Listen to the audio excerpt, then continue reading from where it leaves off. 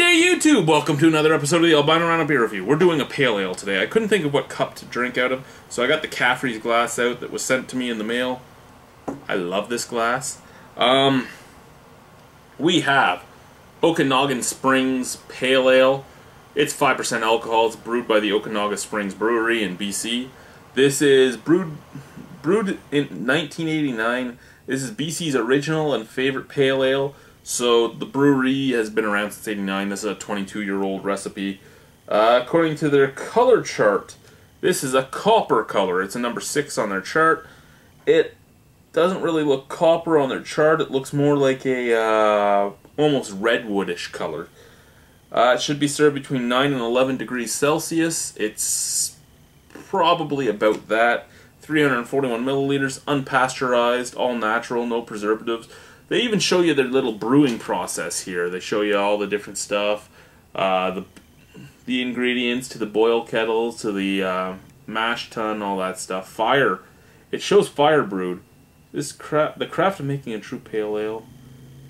I can't find out if it's actually fire brewed for you because they didn't choose very good coloring for this. I mean, yeah, I'm blind, so I can't really read it, but if all the text was white, I could make it out fine. It was a difficult task even finding out the alcohol percentage for me, and this is a Canadian bottle, so it shouldn't have been, because it was gray on black, and it just, it just didn't look very clear. But let's drink it. If you guys are cap collectors, it's a hand with some hops in it. It's pretty cool. Let's pour her.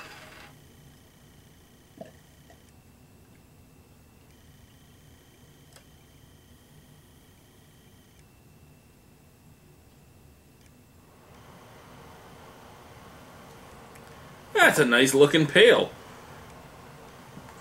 Like I said, it's more redwood though than copper.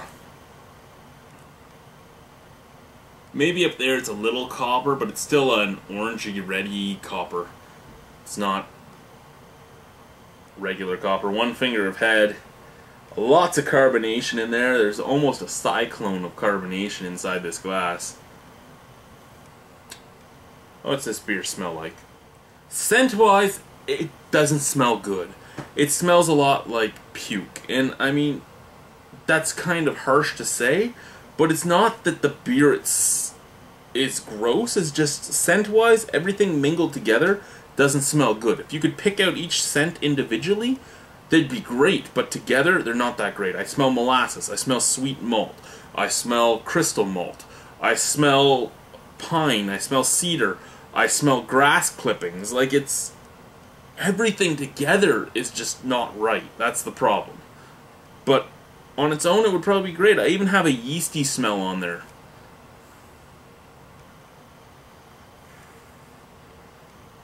Let's give the beer a chance, though, because, I mean, smell isn't everything.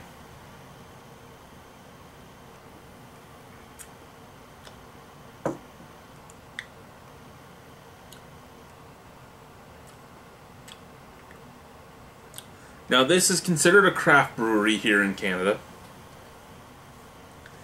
And it tastes like a bordering on craft and macro. Nothing like an Alexander Keith IPA, but it's just very subdued. Taste-wise, a lot better than the smell. The smell, as I said, would be fine individually, but just the mixtures of them didn't smell very good.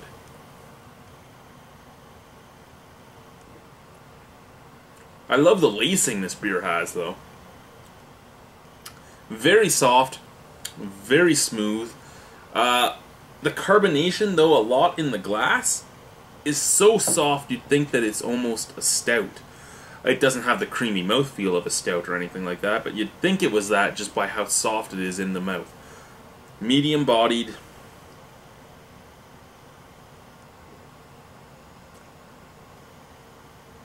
You've got a sweet molasses-like taste at the front.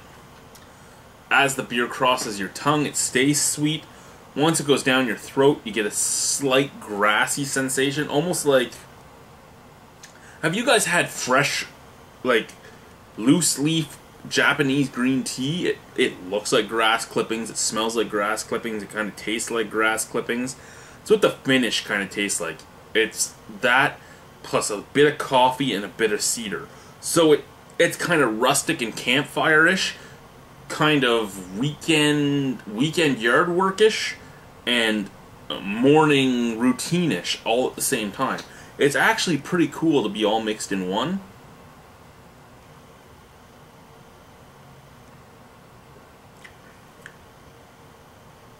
But it's not hoppy by any means. It's not in-your-face hoppy. Yeah, you get the cedar, yeah, you get the grass clippings, but it's not booyah in your face. If you didn't know what a pale ale was, and your only idea of a pale ale was Alexander Keith's, this is probably a good stepping stone towards true pale ales. You'd have to do a few more steps before you got to a true pale. But this, I can see it being BC's favorite pale, because I mean, Ontario, Nova Scotia, New Brunswick, Quebec, everything like that, it's overrun by Alexander Keith's. I'm guessing BC's probably overrun with this stuff. It's a pretty good beer though. It's worth a shot if you see it. It's not bad, it's not offensive. I'd put it at a 6.5. I probably wouldn't buy it again. But I would never turn it down if it was put in front of me. So this has been the Albino Rhino drinking Okanaga Springs Pale Ale. Thank you for watching the Albino Rhino beer review. Good beer drinking to all of you. I'll have the boys over later tonight. Maybe we'll get onto those 40s. Have yourselves a good night. Bye.